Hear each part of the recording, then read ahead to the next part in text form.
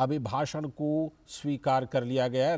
राष्ट्रपति के अभिभाषण पर जो धन्यवाद प्रस्ताव है उसे राज्यसभा ने, उच्च सदन ने स्वीकार कर लिया है और उससे पहले प्रधानमंत्री नरेंद्र मोदी ने चर्चा का पूरा जवाब दिया। करीब करीब 84-85 मिनट के अपने जवाब में प्रधानमंत्री नरेंद्र मोदी ने हर बात का जवाब दिया और कुछ बड़ी बातें जो उन्होंने कही। राष्ट्रपति का भाषण भारत के उज्जवल भविष्य की तरफ इशारा करता है। आलोचना के लिए खरगे जी का आभार, मल्लिकार्जुन खरगे के बारे में कहा। खरगे जी ने एनडीए को 400 सीटें जीतने का आशीर्वाद दिया है, ये प्रधानमंत्री ने आज भी उल्लेख किया। आप ना सुनने की तैयारी के साथ आए हैं, विपक्ष के लिए प्रधानमंत्री ने कहा। आप मेरी आवाज को दबा नहीं सकते, ये भी विपक्ष के लिए कहा। देश की जनता ने मेरी आवाज को ताकत दी है, प्रधानमंत्री ने कहा। कांग्रेस ने देश को बांटने में कोई कसर नहीं छोड़ी। कांग्रेस ने आतंकवाद को अपने हित के लिए पनपने दिया। अलग अलग हिस्सों में कांग्रेस ने देश की जमीन दुश्मनों के हवाले कर दी। ऐसी कांग्रेस आज हमें राष्ट्रीय सुरक्षा के लिए भाषण दे रही है। जिस कांग्रेस की अपनी नेता की ही कोई गारंटी नहीं है, जिस कांग्रेस की अपनी नीति की कोई गारंटी नहीं है, वो मोदी की गारंटी पर सवाल उठा रही है। मनमोहन सिंह ने, पूर्व प्रधानमंत्री ने देश में व्यापक गुस्से की बात कही थी। यूपीए सरकार के 10 साल के कार्यकाल में मनमोहन सिंह ने सवाल उठाया था। हम बड़ी मुश्किल से देश को कठिन दौर से बाहर लाए हैं। अगर आप अंग्रेजों से प्रभावित नहीं थे तो लाल बत्ती कल्चर क्यों नहीं खत्म किया, यह कांग्रेस से पूछा प्रधानमंत्री ने। अगर आप अंग्रेजों से प्रभावित नहीं थे तो भारतीय भाषाओं को हीन भावना से क्यों देखा गया। अगर आप अंग्रेजों से प्रभावित नहीं थे तो मदर ऑफ डेमोक्रेसी बताने से कौन रोकता था आपको, यह कांग्रेस से पूछा। कांग्रेस ने नैरेटिव फैलाया जिससे भारत की संस्कृति और संस्कारों को मानने वालों को हीन भाव से देखा जाने लगा। ये लोग आज भी वोकल फॉर लोकल से बच रहे हैं। आत्मनिर्भर और मेक इन इंडिया से परहेज है। देश देख चुका है, समझ चुका है, आप अब भुगत रहे हैं। कांग्रेस जन्मजात दलित पिछड़ों की विरोधी है। बाबा साहेब ना होते तो एससी को आरक्षण मिलता कि नहीं, यह शंका है। पूर्व पीएम नेहरू ने कहा था, प्रथम प्रधानमंत्री ने, कि मैं आरक्षण को पसंद नहीं करता। लेकिन एनडीए ने एक आदिवासी बेटी को राष्ट्रपति बनाया है। लेकिन आपका वैचारिक विरोध था इस बात से। आपका विरोध आदिवासी बेटी के लिए था, वैचारिक विरोध नहीं था। सबका साथ सबका विकास नारा नहीं, यह मोदी की गारंटी है।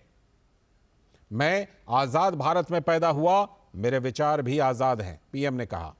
कांग्रेस ने कहा पीएसयू को क्या कर दिया, बीएसएनएल और एमटीएनएल को किसने बर्बाद किया था, यह पीएम ने सवाल पूछा कांग्रेस से। बीएसएनएल और एमटीएनएल को किसने बर्बाद किया, प्रधानमंत्री ने कांग्रेस से पूछा। एचएएल, एयर इंडिया को किसने बर्बाद किया था। कांग्रेस पार्टी और यूपीए बर्बादी से मुंह नहीं मोड़ सकती। जिस बीएसएनएल को कांग्रेस ने तबाह कर दिया था, वो अब 4G 5G के जरिए दुनिया का ध्यान अपनी तरफ खींच रहा है। एलआईसी के बारे में कितनी अफवाहें फैलाई गई, लेकिन आज एलआईसी के शेयर रिकॉर्ड स्तर पर हैं। एक राष्ट्र हमारे लिए सिर्फ जमीन का टुकड़ा नहीं, बल्कि हम सब के लिए एक प्रेरणा देने वाली इकाई है। हिंदुस्तान के किसी भी कोने में दर्द हो तो पीड़ा सभी को होनी चाहिए। देश को तोड़ने के लिए नए नए नैरेटिव गढ़ना बंद कीजिए, विपक्ष को उन्होंने कांग्रेस को कहा। खास तौर पर मेरा फोकस हर परिवार का जीवन स्तर बढ़ाना है। हम अनाज देते हैं और अनाज देते रहेंगे। मुफ्त अनाज की बात कर रहे थे प्रधानमंत्री। गरीबों को 5 लाख रुपए तक इलाज की सुविधा मिलती रहेगी। आयुष्मान भारत के तहत 80% दवाइयों का लाभ, जो छूट मिलती है दवाइयों पर, वो मिलती रहेगी। किसानों को पीएम सम्मान निधि मिलती रहेगी। पक्के मकान मिलते रहेंगे गरीबों को। नल से जल योजना चलती रहेगी। विकास की जो दिशा हमने पकड़ी है उसे धीमी नहीं होने देना चाहते हैं हम। हमारी सरकार का तीसरा टर्म अब ज्यादा दूर नहीं है। मेक इन इंडिया की गूंज पूरी दुनिया में सुनाई पड़ रही है। विश्व मानता है कि एआई का सबसे अधिक उपयोग भारत में ही होने वाला है और विकसित भारत सिर्फ शब्दों का खेल नहीं, कमिटमेंट है। हमारे संवाददाता राजेश राज फोन लाइन पर हमसे जुड़ चुके हैं। राजेश से जुड़ते हैं और बात करते हैं। प्रधानमंत्री ने, राजेश, करीब 85 मिनट का प्रधानमंत्री का भाषण हुआ राज्यसभा में। उन्होंने जवाब दिया धन्यवाद प्रस्ताव पर। उन्होंने लगभग जितनी भी सवाल उठाए गए थे, जितने भी नैरेटिव गढ़े गए थे, उन सब का जवाब दिया और यह भी कहा कि कई बातें आप लोग गलत फैला रहे हैं, विपक्ष गलत फैला रही है। देखिए, प्रधानमंत्री नरेंद्र मोदी का जो राज्यसभा में राष्ट्रपति के अभिभाषण के धन्यवाद प्रस्ताव पर चर्चा का जो वो जवाब दे रहे थे, वो तकरीबन 1.5 घंटे तक लगभग उनका भाषण जो है वो चला। लोकसभा में जहां वो लगातार विपक्ष पर हमलावर थे, वहीं राज्यसभा में उन्होंने कांग्रेस की, हम कह सकते हैं कि धज्जियां उड़ा दी। और उस दौरान ये देखने को मिला गया कि कांग्रेस जो है वो निरुत्तर दिखाई पड़ रही थी। उन्होंने चुटकी लेते हुए मल्लिकार्जुन खड़गे को भी कटघरे में खड़ा किया। साथ ही उनके जो 2 कमांडोज की बात उन्होंने की, जयराम रमेश और केसी वेणुगोपाल का नाम उन्होंने नहीं लिया, लेकिन इशारों ही इशारों में उन्होंने उन पर भी तंज कसे। और इसके अलावा हम कह सकते हैं कि आने वाले वक्त में 5 साल में जो तीसरे टर्म की जो वो बात कर रहे हैं, उस 5 साल में उन्होंने सरकार के लिए क्या उन्हें करना है, देश के लिए क्या करना है, उसका भी पूरा रोड मैप जो है, पूरा खाका उन्होंने राज्यसभा में प्रस्तुत कर दिया। ऐसे में लोकसभा और राज्यसभा के प्रधानमंत्री के संबोधन पर अगर नजर डालें तो राज्यसभा का जो उनका स्पीच था, उसमें आने वाले भविष्य की जो आहट थी वो सुनाई पड़ रही थी। और उन्होंने साफ तौर पर कहा कि आने वाले 5 वर्षों में गरीबों के लिए इलाज जो है वो सस्ता हो जाएगा, हर गरीब का जो घर है वो पक्का हो जाएगा। और उन्होंने डिजिटल क्रांति की बात की, डिजिटल इंडिया की बात की। उन्होंने कहीं ना कहीं विपक्ष पर कड़ा हमला भी बोला। SC, ST, OBC के लिए जो सरकार ने काम किया उसका उन्होंने जिक्र किया। और उन्होंने देश के प्रथम प्रधानमंत्री पंडित जवाहरलाल नेहरू का भी जिक्र करते हुए स्पष्ट तौर पर कहा कि नेहरू जो थे वो आरक्षण के विरोधी थे। और उन्होंने स्पष्ट तौर पर कहा था कि मुझे मैं आरक्षण की पैरोकारी नहीं करता, और खास करके नौकरी में आरक्षण जो है वो तो निश्चित तौर पर जो है वो बहुत ही खराब चीज है। लेकिन प्रधानमंत्री नरेंद्र मोदी का कहना था कि कहीं ना कहीं जो उच्च शिक्षा में OBC छात्रों का जो दाखिला बढ़ा है, उससे आने वाले दिनों में डॉक्टर, इंजीनियर बनकर जब ये छात्र आएंगे तो हमारी देश की सेवा में जुटेंगे। तो हम कुल मिलाकर कह सकते हैं लालचंद्र की प्रधानमंत्री नरेंद्र मोदी के भाषण में, उनका जो स्पीच था, उसमें जहां भविष्य की आहट सुनाई पड़ रही थी, वहीं वर्तमान के साथ चलने का साहस वो दिखा रहे थे और कांग्रेस को ललकार भी रहे थे। ठीक है, आप हमारे साथ बने रहिएगा। हमारे साथ हमारे संवाददाता नीरज सिंह भी शायद जुड़ रहे हैं। नीरज हमारे साथ शायद जुड़ रहे हैं।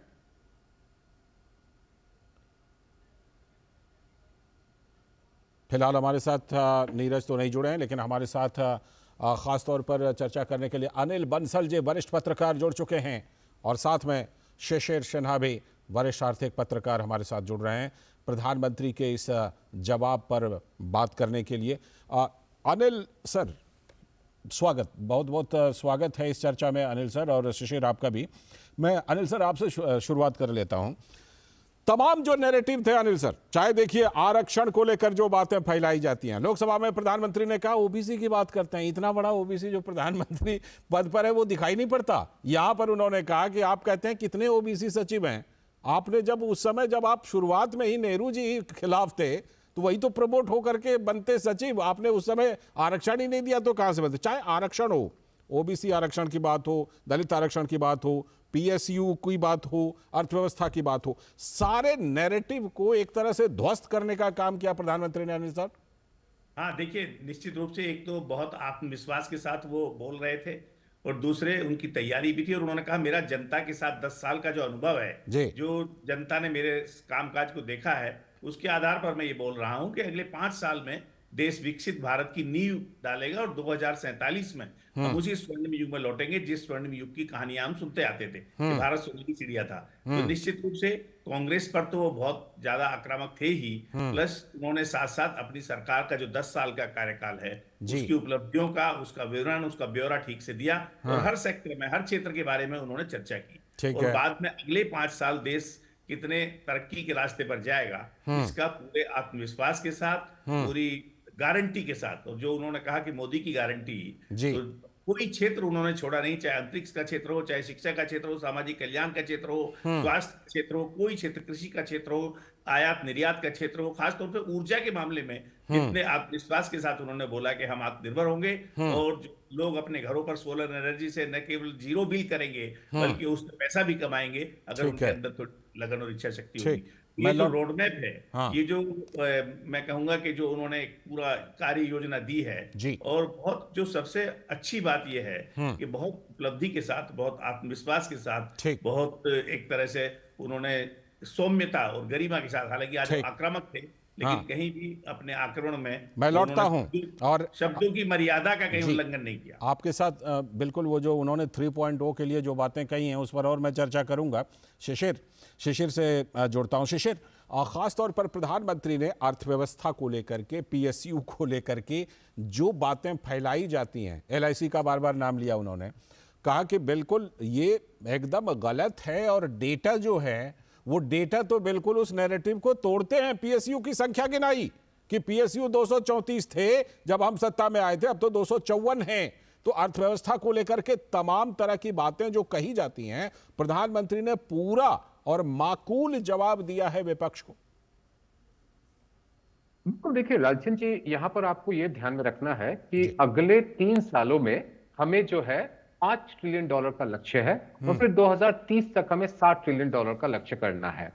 इस लक्ष्य को हासिल करने में केवल एक क्षेत्र काम करे यह संभव नहीं है। तो आपने उनके भाषण में एक चीज गौर किया कि जहां पब्लिक सेक्टर के इंपॉर्टेंस को, उसके महत्व को दर्शाया, उसके साथ ही इस बात पर भी जोर दिया कि बाकी जो निजी क्षेत्र है वो भी निवेश में किस तरह से खुल करके सामने आए, उनको किस तरीके से भरोसा दिलाया जा सके कि आप आइए, पैसा लगाइए। ये इसलिए भी महत्वपूर्ण है क्योंकि अभी बार बार कहा जा रहा है कि निजी निवेश नहीं बढ़ रहा है। तो जब सरकार पूंजीगत खर्च बढ़ाए और निजी निवेश ना बढ़े तो आपके लिए परेशानी खड़ी हो जाती है। आज के भाषण में, या फिर अगर मैं लोकसभा के भाषण का भी जिक्र करूं, तो दोनों ही भाषण के जरिए यह विश्वास दिलाने की कोशिश की गई कि आप आइए, आपके लिए निवेश के अच्छे मौके हैं, और जब निजी क्षेत्र और जो सार्वजनिक क्षेत्र के हैं दोनों मिलकर के काम करेंगे तो अर्थव्यवस्था की बेहतरी कोई नहीं रोक सकता। बिल्कुल। नीरज सिंह आप दोनों हमारे साथ बने रहिएगा। नीरज सिंह भी हमारे संवाददाता टेलीफोन लाइन पर जोड़ चुके हैं। नीरज, जिस तरह प्रधानमंत्री ने करीब 1.5 घंटे के अपने भाषण में तमाम चीजों का जवाब दिया, उन्होंने कहीं ना कहीं विपक्ष को और खास तौर पर कांग्रेस को अपने पूरे भाषण के दौरान आईना दिखाने का काम किया कि आप आरक्षण पर क्या कर रहे थे, पीएसयू पर आप क्या कर रहे थे, किस तरह से आप आरक्षण के विरोधी थे। उन्होंने पूर्व प्रधानमंत्री पंडित जवाहरलाल नेहरू तक का नाम लिया कि आपने उस समय उसका विरोध किया था, आपने बीआर अंबेडकर को भारत रत्न नहीं मिलने दिया। तो पूरी तरह से उन्होंने आईना दिखाने का काम किया, खासतौर पर कांग्रेस को। देखिए, बिल्कुल लालचंद, और आप देखें कि प्रधानमंत्री ने अपने भाषण में उन तमाम पहलुओं का भी जिक्र किया कि जिस एससी, एसटी और ओबीसी को लेकर कांग्रेस पार्टी आज आरोप लगा रही है, वो कांग्रेस पार्टी अपनी नीतियों को देखे। किस तरीके से पंडित जवाहरलाल नेहरू राज्यों को लेटर लिखते हैं और ये कहते हैं कि वो नौकरियों में आरक्षण बिल्कुल नहीं चाहते, क्योंकि अगर नौकरियों में आरक्षण दिया जाएगा तो देश की अर्थव्यवस्था और देश के विकास को बल नहीं मिलेगा। और उसी का नतीजा है कि आज कांग्रेस पार्टी जिस ओबीसी का बार बार जब जिक्र कर रही है कि अगर उस समय ये भर्तियां हुई होती, उस समय ये लोग आए होते, तो आज वर्तमान में परिदृश्य कुछ अलग तरीके का होता। एससी, एसटी समुदाय को लेकर भी प्रधानमंत्री ने जिक्र किया कि किस तरह से डॉक्टर बीआर अंबेडकर को लेकर कांग्रेस पार्टी ने लगातार उनको न केवल उपेक्षा की, बल्कि जब भारत रत्न देने की बात भी आई तब भी कांग्रेस पार्टी ने उनको नहीं दिया।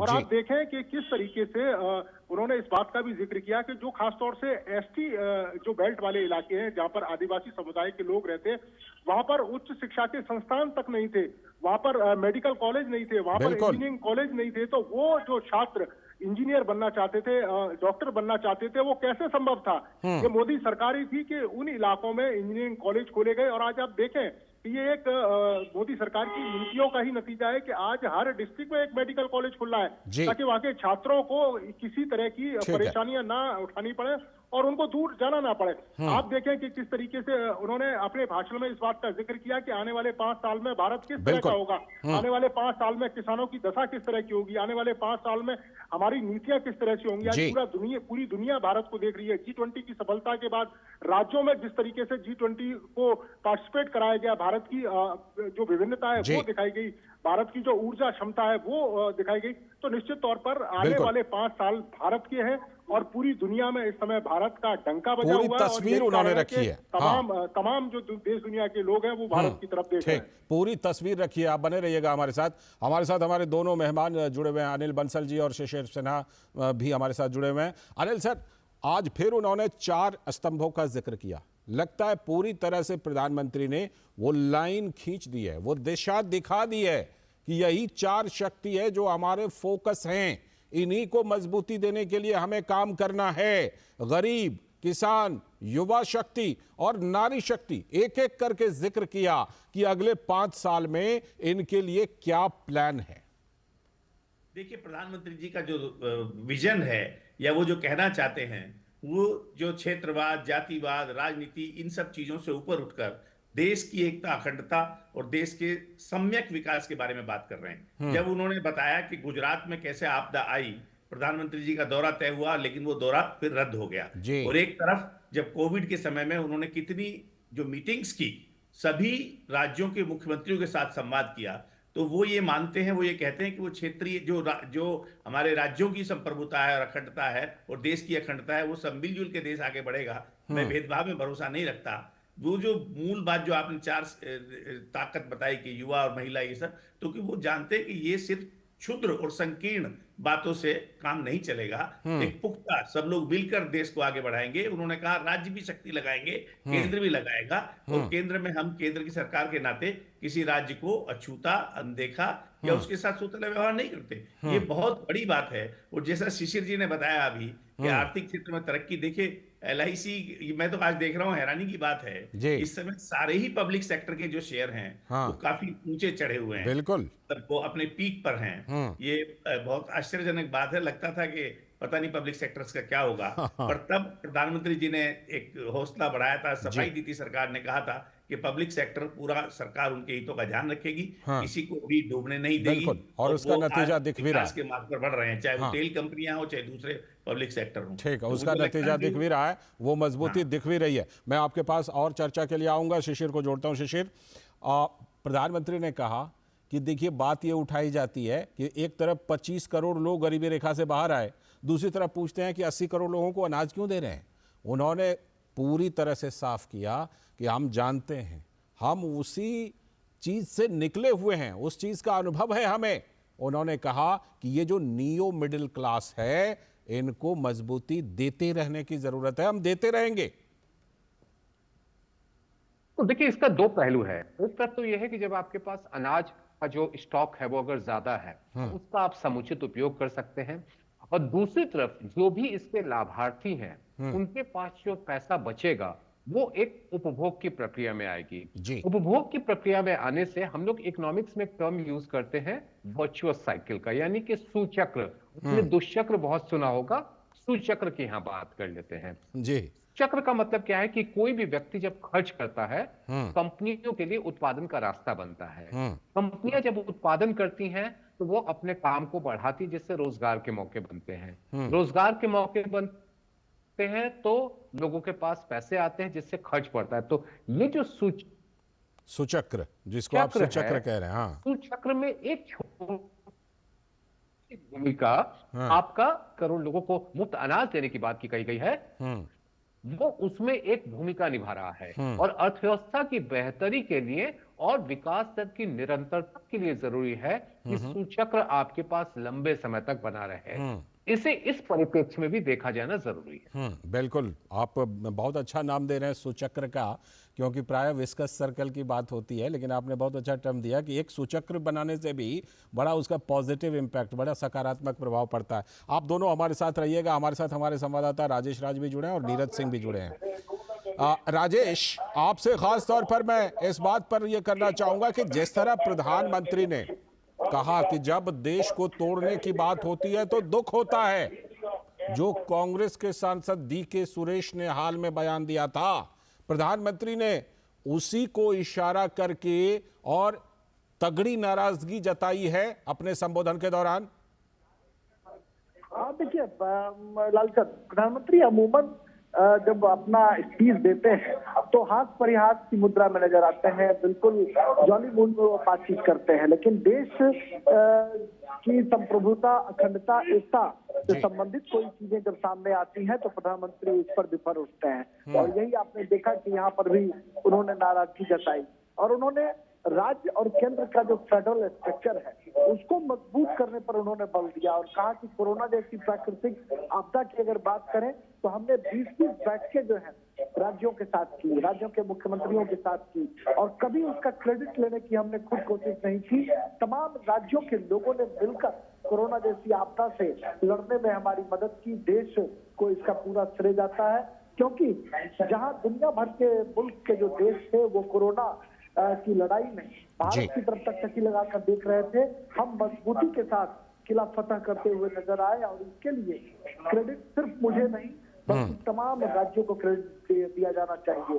वहीं पर G20 की जो बैठक थी उसके बारे में भी उन्होंने कहा कि ये बैठक दिल्ली में भी हो सकती थी, लेकिन हमने 200 बैठकें कराई और राज्यों में बैठकें कराई ताकि राज्यों का भी इसका श्रेय जाना चाहिए। इस तरह से केंद्र और राज्य के जो संबंध है उसको मजबूत करने की उन्होंने बात की। तो उन्होंने कांग्रेस पर लगातार हमले बोले, खास करके SC, ST और OBC आरक्षण का जिक्र किया उन्होंने और कहा कि OBC को आरक्षण जो है, ST के आरक्षण का जिक्र करते हुए कहा कि अगर बाबा साहब अम्बेडकर नहीं होते तो शायद ST को आरक्षण नहीं मिलता और OBC को आरक्षण कब मिला जब भाजपा समर्थित जो विश्वनाथ प्रताप सिंह की सरकार थी उस सरकार ने OBC को आरक्षण दिया। अम्बेडकर को भारत रत्न देने का भी जिक्र वो भी उसी समय मिला। हाँ, उसी समय VP सिंह की सरकार में ही अम्बेडकर को भारत रत्न देने की बात की गई। तो कुल मिलाकर जिस तरीके से नरेंद्र मोदी लगातार हमलावर थे कांग्रेस के ऊपर, वही उन्होंने कहीं ना कहीं अपने सरकार का जो आने वाले दिनों में जो रोड मैप था वो बताया। उन्होंने कहा कि सोलर पावर से बिजली बिल जो है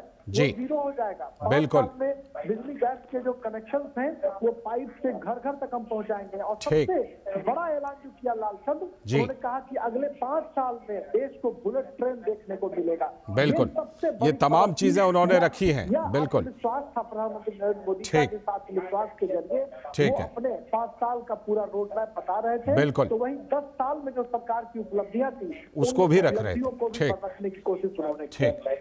रहिएगा हमारे साथ, बने रहिएगा। नीरज सिंह भी हमारे साथ जुड़े हुए। नीरज, प्रधानमंत्री थोड़े हल्के फुल्के अंदाज में भी दिखे जब उन्होंने कांग्रेस की बात की, कहीं अपने नेता की गारंटी नहीं है, हमारी गारंटी पर सवाल उठा रहे हैं। और फिर यहां पर भी उच्च सदन में भी खड़गे जी के उस बयान का जरूर जिक्र किया, अब की बार 400 पार। नीरज देखिए, बिल्कुल प्रधानमंत्री ने शुरुआत भी वहीं से करी है लालचंद। अगर आप देखें कि खड़गे जी ने जिस तरीके से ये कहा था कि इस बार भारतीय जनता पार्टी 400 जो सीटें हैं उसके पार जाएगी और यही कहा कि वो आशीर्वाद चाहते हैं कि खड़गे जी ने जो आशीर्वाद दिया है वो बरकरार रहे और भारतीय जनता पार्टी 400 सीटें क्रॉस करे। लेकिन इसके साथ साथ आप अगर देखें कि जिस तरीके से प्रधानमंत्री ने कांग्रेस पार्टी के ऊपर आरोप लगाए कि जिस तरह की नीतियां कांग्रेस पार्टी की हैं, उसे देखकर लगता है कि जो 40 सीटें हैं वो अगली बार उस 40 सीटें बरकरार रहे, यही बहुत बड़ी बात है। क्योंकि जिस तरह की नीतियों को लेकर कांग्रेस पार्टी चल रही है, जिस तरीके से देश को विभाजन करने की बात कांग्रेस पार्टी कर रही है, आप देखें कि आज दक्षिण भारत और उत्तर भारत के रूप में विभाजन करने की बात कांग्रेस पार्टी कहीं और नहीं कर रही है, सदन के अंदर कर रही है। दूसरी सबसे बड़ी बात है कि आप देखें कि कांग्रेस पार्टी की जो नीतियां रही हैं, चाहे वो दलितों के खिलाफ रही हों, आदिवासियों के खिलाफ रही हों या फिर OBC समुदाय के खिलाफ रही हों, उन्होंने जिक्र किया कि किस तरीके से एक आदिवासी समुदाय की बेटी को उन्होंने राष्ट्रपति बनाया। तो कांग्रेस पार्टी ने आदिवासी समुदाय की महिला राष्ट्रपति का विरोध किस तरह से किया है कि जो भारतीय जनता पार्टी से जो कैंडिडेट गए थे, जो भारतीय जनता पार्टी से जो गए थे, उनको उन्होंने मुख्यमंत्री जो राष्ट्रपति है उसके पद का उम्मीदवार बना के एक तरीके से आदिवासी समुदाय की बेटी का अपमान करने की कोशिश की। इसके साथ ही आप देखें कि कई बार कई अवसरों पर लगातार महिला जो राष्ट्रपति हैं उनका अपमान कांग्रेस पार्टी की तरफ से किया गया। तो ये दर्शाता है कि कांग्रेस पार्टी की आदिवासियों के लिए सोच किस तरह से है, कांग्रेस पार्टी की नीतियां किस तरीके से रही हैं। आज जरूर कांग्रेस पार्टी बात करती है केंद्र और राज्यों के संबंध बिल्कुल, लेकिन जब कांग्रेस पार्टी के अंदर और कांग्रेस पार्टी की सरकार के समय किस तरह से संस्थाओं का दुरुपयोग किया गया था, किस तरह से रातों रात राज्य के मुख्यमंत्री को बर्खास्त कर दिया जाता था, किस तरह से देश के अंदर आपने देखा होगा आपातकाल लगाकर तमाम संस्थाओं का किस तरीके से कांग्रेस पार्टी ने दुर्व्यवहार किया, दुर्दशा उनकी की, तो वो आज सबके सामने। और यही कारण है कि उन्होंने उन तमाम पहलुओं का जिक्र किया कि कांग्रेस पार्टी जो कहती है और कांग्रेस पार्टी जो करती है उसमें जमीन आसमान का अंतर है। यही कारण है कि आज उसकी नीतियों के ही कारण कांग्रेस पार्टी। इस समय एक ब्रेकिंग न्यूज आ रही है, केजरीवाल, अरविंद केजरीवाल को लेकर के दिल्ली शराब घोटाले पर बड़ी खबर है कि